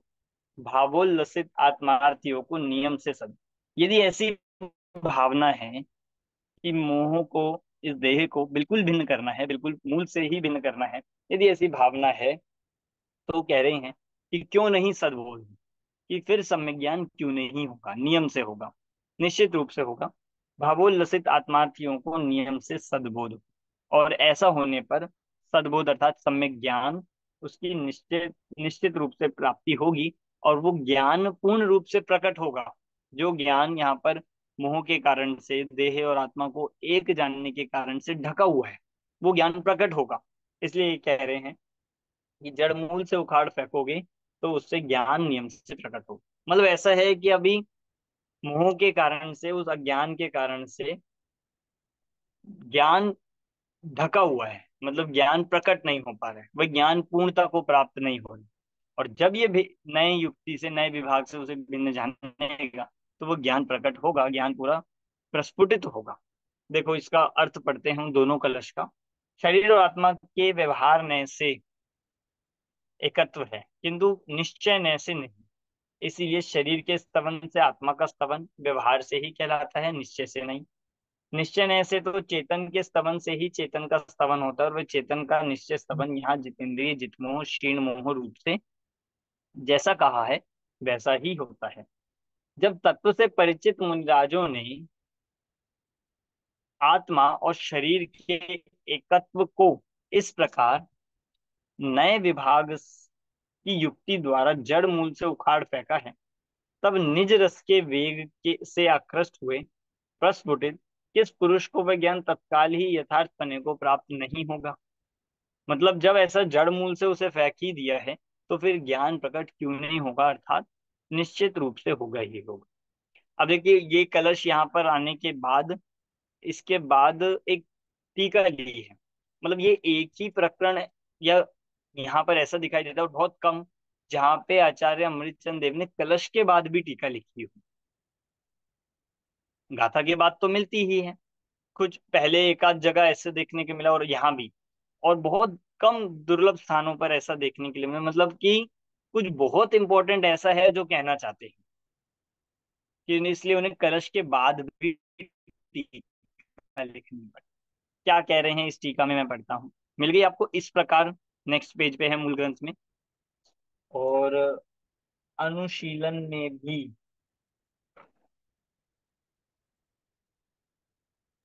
Last paragraph. अनुशीलन में भी आप देखोगे, जहां पर पेज नंबर 309, 308।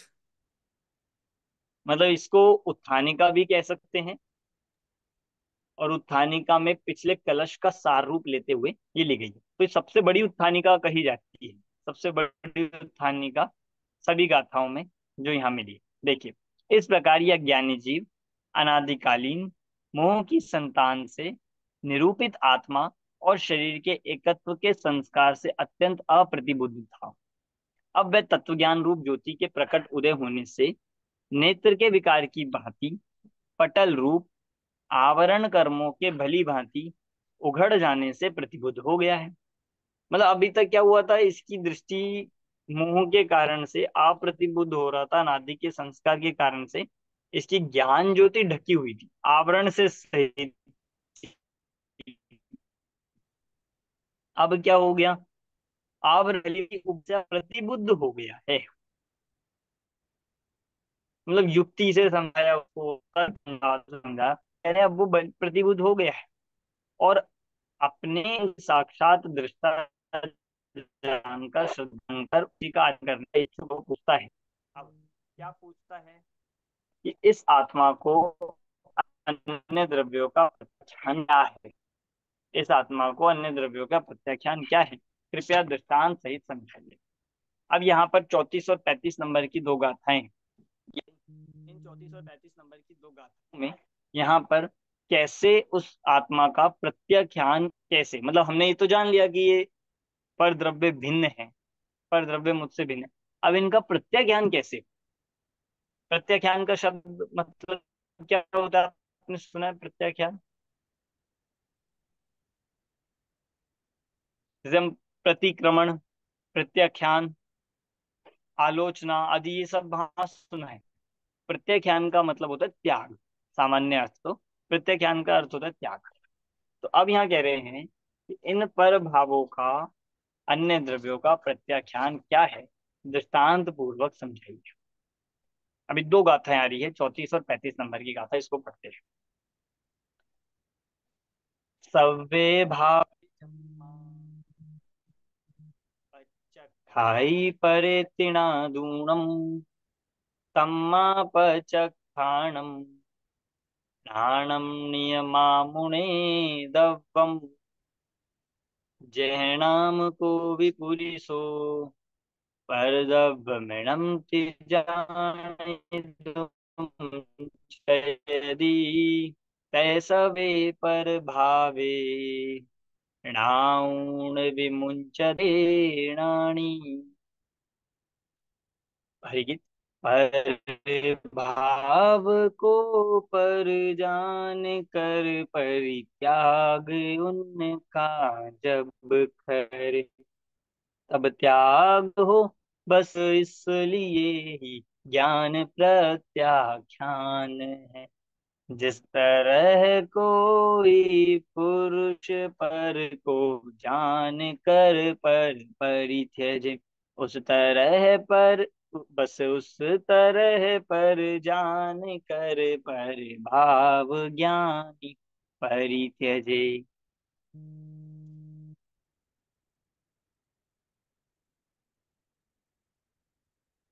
यहाँ पे कह रहे हैं 34 और 35 नंबर की गाथाएं कि पर भाव को पर जान कर परित्याग उनका जब करे। अब प्रत्याख्यान की बात की।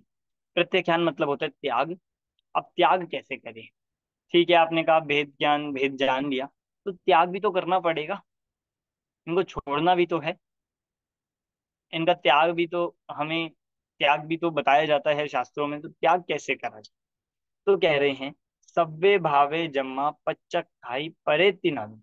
ये सब भाव, जितने भी सर्व भाव है, सर्व पर द्रव्य रूप भाव है, जम्मा जिनको यस्मात पच्चक खाई, उनका प्रत्याख्यान। उनका प्रत्याख्यान क्या है? परेति नादुडम, कि पर है ऐसा जानकर। तम्मा पच्चखाणम नाणम नियमा मुने दप्पम, कि तम्मा तब ही क्या हो सकता है? प्रत्याख्यान होगा कि ज्ञान ही प्रत्याख्यान है, ऐसा नियम से जानना चाहिए। अब देखो क्या कह रहे हैं इस गाथा में। प्रत्याख्यान, ये बात बीच में कहाँ से आई कि त्याग की बात है, और ये प्रत्याख्यान कैसे हो? तो यहाँ पर ये कह रहे हैं कि जब हमें किसी वस्तु का त्याग करना है, तो सबसे पहले वह वस्तु भिन्न है, ये जानना पड़ेगा। अब देखो, तो हम जब त्याग करते हैं किसी चीज को, तो हम उसमें क्या करते हैं? यही तो करते हैं कि जिसको अपना माना हुआ था उसको अपना मानना छोड़ देते हैं। और यही सबसे बड़ा त्याग है। वस्तु को छोड़ देना त्याग नहीं है।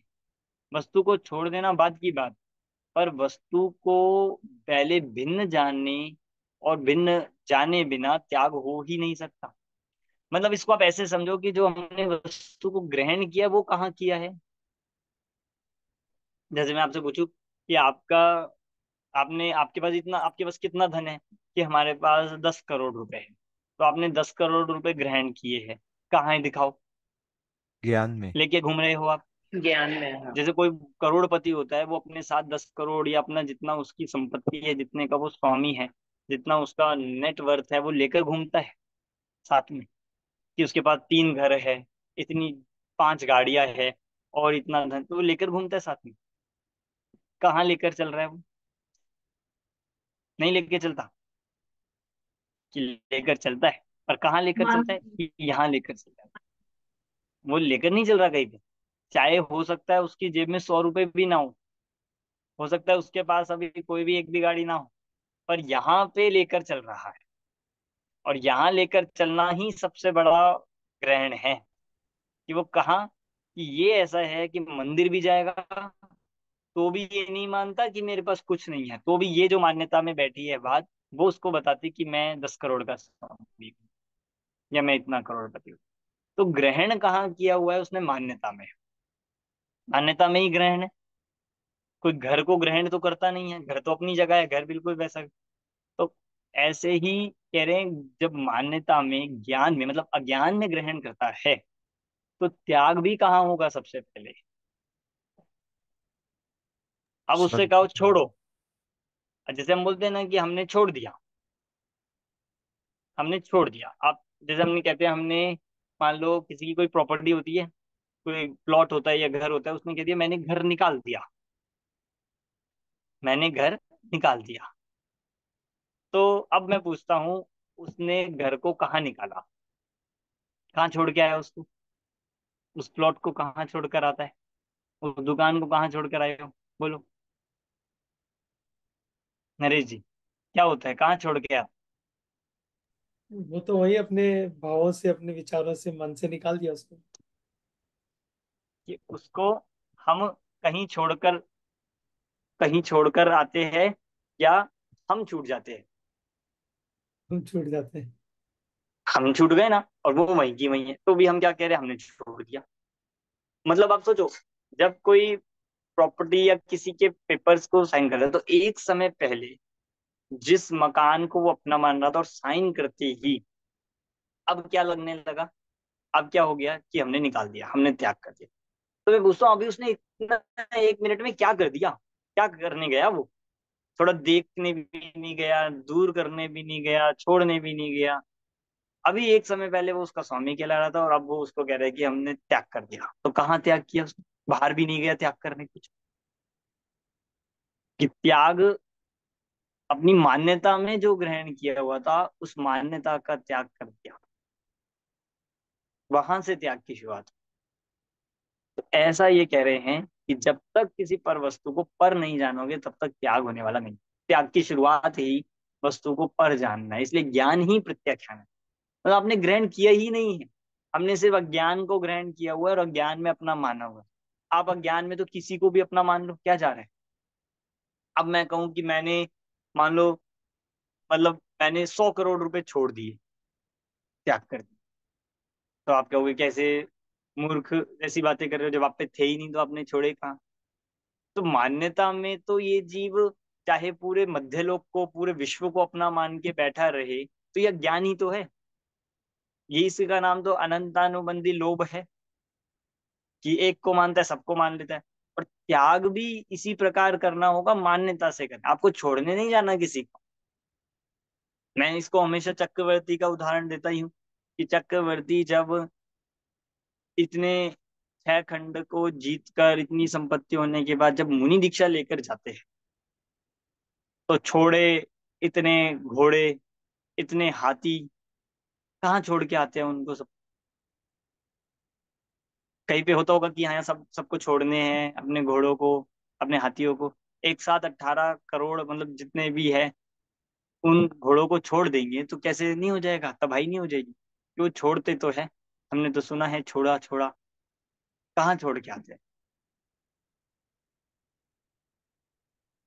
क्यों? छोड़ने जाने का मतलब क्या है? कि मान्यता में जो एकत्व था वो छोड़ दिया, वो मान्यता से अपना तो छोड़ दिया, इसका नाम है त्याग। तो ज्ञान में ही प्रत्याख्यान है, ज्ञान ही प्रत्याख्यान है। इसलिए कह रहे हैं, पर भाव को पर जानकर परित्याग उनका जप करे। जब तक पर जानेगा नहीं, तब तक परित्याग होगा नहीं। फिर चाहे बाहर में छोड़ भी दे, पर यदि पर नहीं मानता है तो कुछ त्याग नहीं किया। समझ में आ रही बात? पर में क्या लेना पड़ेगा? द्रव्य कर्म, भाव कर्म, नौ कर्म तीनों आ जाएंगे। पर में, पर पदार्थ की बात है। पर पदार्थ में सारे 9 कर्म इसमें लिए जा रहे हैं, शरीर आदि सारे 9 कर्म। ठीक है, चलिए इसकी टीका पढ़िए। कौन पढ़ेगा? नरेश जी आप पढ़ेंगे, आपके पास है ग्रंथ? हाँ सर, ये पेज नंबर पढ़िए। तीन मूल ग्रंथ में 84 तीन है। सौ ग्यारह में और लास्ट में है इसमें। हाँ पढ़िए। इन गाथाओं के भाव को आपके ख्याति में इस प्रकार स्पष्ट किया गया है।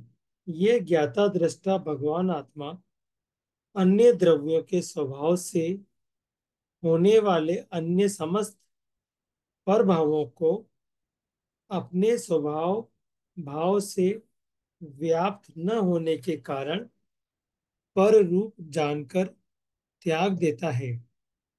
इसलिए यह सिद्ध हुआ कि जो पहले जानता है वही बाद में त्याग करता है, अन्य कोई त्याग करने वाला नहीं है।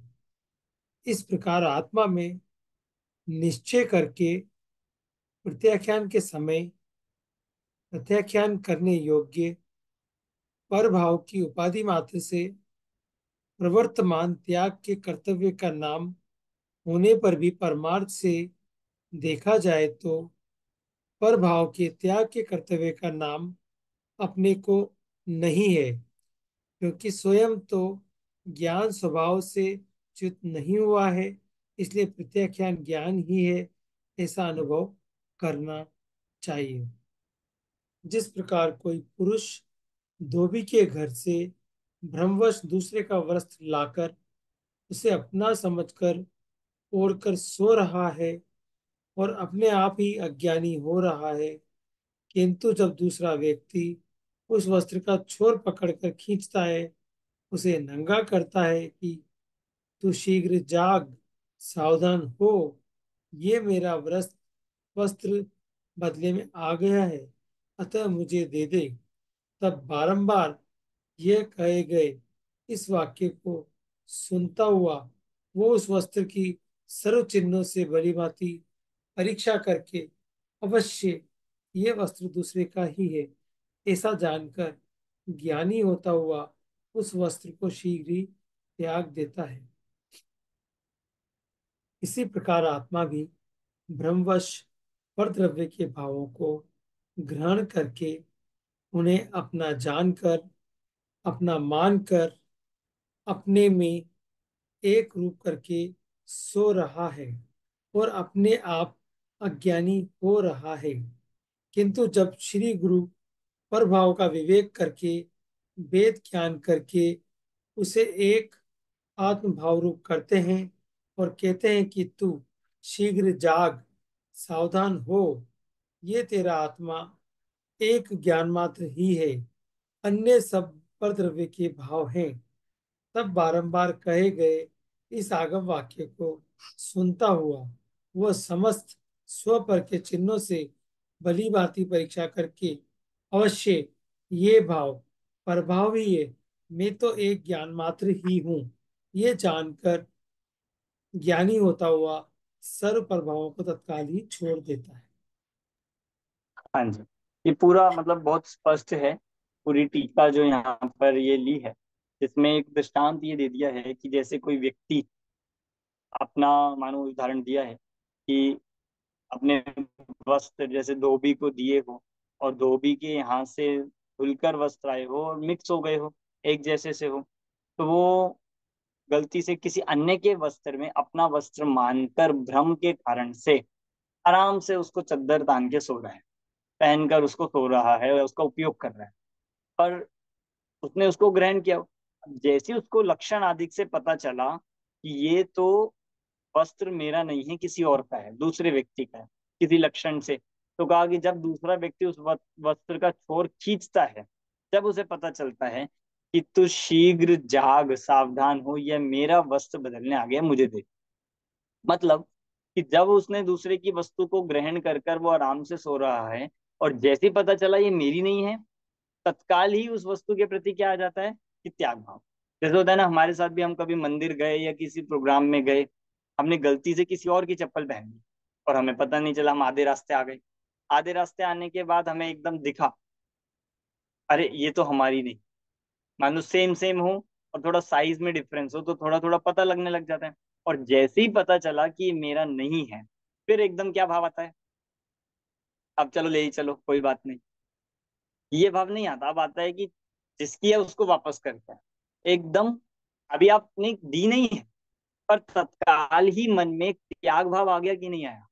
बस इसका नाम है सबसे पहले त्याग ज्ञान में होता है। जब वो वस्तु छोड़ेगा वो तो बाद में बात है, जब छूटेगी, जब गुण स्थान अनुसार, भूमिका अनुसार छूट जाए, छूटती भी है, जितना समय लगेगा, पर जिस समय पहन रखी है, जिस समय प्रयोग कर रहा है, उस समय भी मन में उसके प्रति एक पर भाव आने के आते ही कि पर है, ऐसा जानते उसका त्याग हो जाए।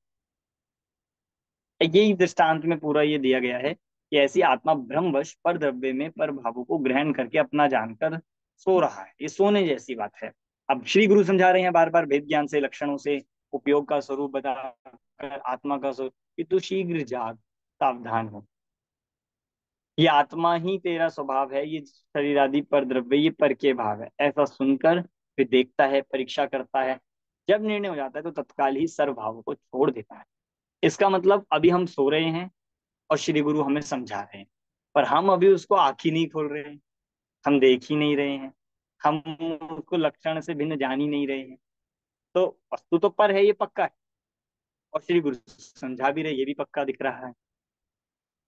तो हम उसको पर जाने बिना, पर ना मानकर, उसको अपना मानकर कंटिन्यू चला जा रहा है, इसलिए त्याग नहीं कर पाते, इसलिए हमें त्याग मुश्किल लगता है। और ये यहाँ पर त्याग की विधि पूरी बताती है। समझ में आ गई बात?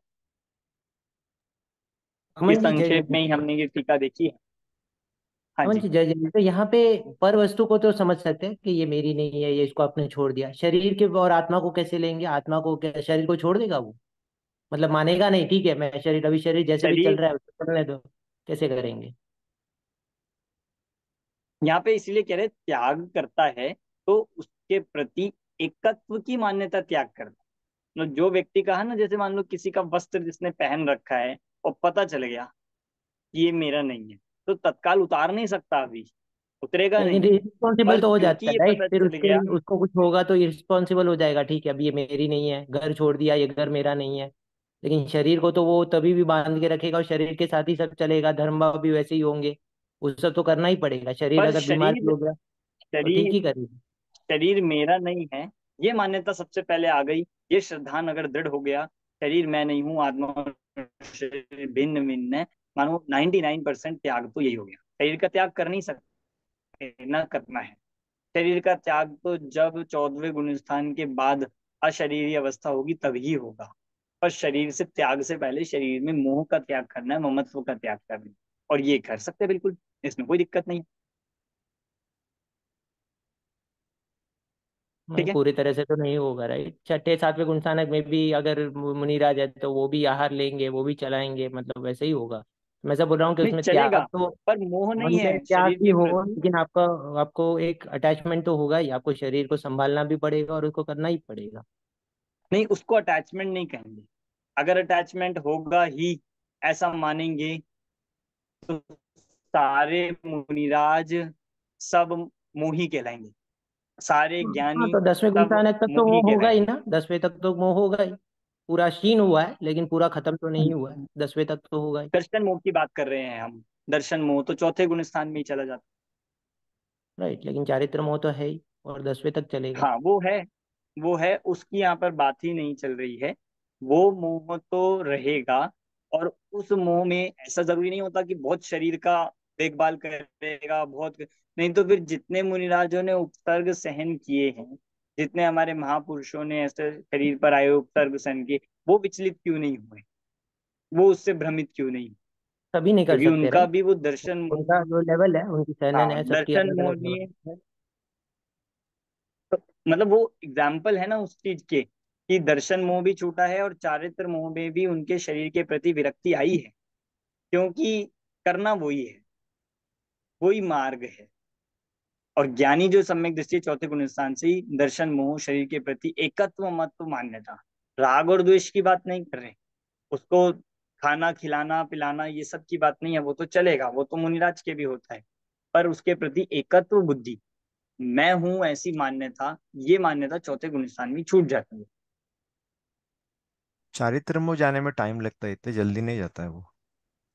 दर्शन मोहनिया भी ऐसे नहीं हाँ जाएगा, दर्शन वो मोहनिया भी क्रम क्रमशः से जाते जाता है, जाते भी चारित्र मोह क्रम अनंता तो से ही बंद ही जाता है। जाएगी राइट। जैसे हाँ तो जैसे अनंत अनुबंध भी, नहीं, दर्शन भी जैसे अनंत अनुबंध। जैसे जैसे आत्मा में रमणता बढ़ती जाती है, वैसे वैसे चारित्र मोह धीरे धीरे कम होता है, एकदम कभी कम नहीं होता, उसको टाइम लगता है, 2 4 भव भी लग सकते हैं। हाँ वो क्रमशः जाता है। हाँ लेकिन इसलिए, लेकिन यहाँ इंपॉर्टेंट ये बता रहा है कि सबसे पहले आप दर्शन मोह को नाश कीजिए, बाकी सब छोड़ दो, बाकी सब हो जाता है। दैट इज ऑटोमेटिक प्रक्रिया है। सबसे ज्यादा पुरुषार्थ चौथे गुणस्थान का है, उसके बाद जो होता है सब ऑटोमेटिक होता है। हाँ सबसे मतलब यहाँ पे मतलब जो प्रत्याख्यान बता रहे हैं, जो त्याग की बात कर रहे हैं, वो भी सबसे पहले तो उसके प्रति एकत्व ममत्व के त्याग को प्रत्याख्यान करें। भाई किसी व्यक्ति को अपनी सिगरेट की आदत छोड़नी है तो सिगरेट धीरे धीरे छूटेगी, पर ये कार्य गलत है, ये मेरे करने योग्य नहीं है, ये अच्छा नहीं है, ये मान्यता सबसे पहले होगी। अगर ये नहीं होगा तो वो सिगरेट नहीं छोड़ पाएगा। ऐसी शरीर मैं नहीं हूँ, शरीर मेरा स्वभाव नहीं है, ये मान्यता पहले आई, ये करना पड़ेगा। फिर धीरे धीरे धीरे धीरे फिर तो 14वें गुण स्थान के बाद तक ये शरीर छूटे। ठीक है, तो इस पहले से प्रकार तो हमने ये सात्विक में भी जा सकता है, राइट? सीधे पहले से सात्विक गुणसान में भी जा सकते हैं लोग। हाँ जा सकता है, तो वो भी उस मोह के अभाव पूर्वक ही जाएंगे। उनके भी दर्शन मोह का अभाव भी होगा, और उतने गुणस्थान वाली चारित्र मोह की वितरागता भी आएगी, उतनी विरक्ति भी राइट। आएगी शरीर में। राइट। ठीक है, ठीक है। तो 35 नंबर की गाथा तक हमने आज देखा है। अब हम आगे नेक्स्ट क्लास में अपने आगे के कलश और अपनी तीन चार गाथाएं इस अधिकार की सबने पेपर की रह गई है, इनको हम नेक्स्ट क्लास में लेंगे। अभी की क्लास यहीं पे पूरी करते हैं। आप सबको जो कोई प्रश्न हो आप पढ़िए, साथ साथ कोई प्रश्न हो तो आप बाद में पूछ सकते हैं। अभी यहीं पे पूरी करते हैं। सभी को जय जिनेन्द्र। जय जिनेन्द्र। जय श्री जय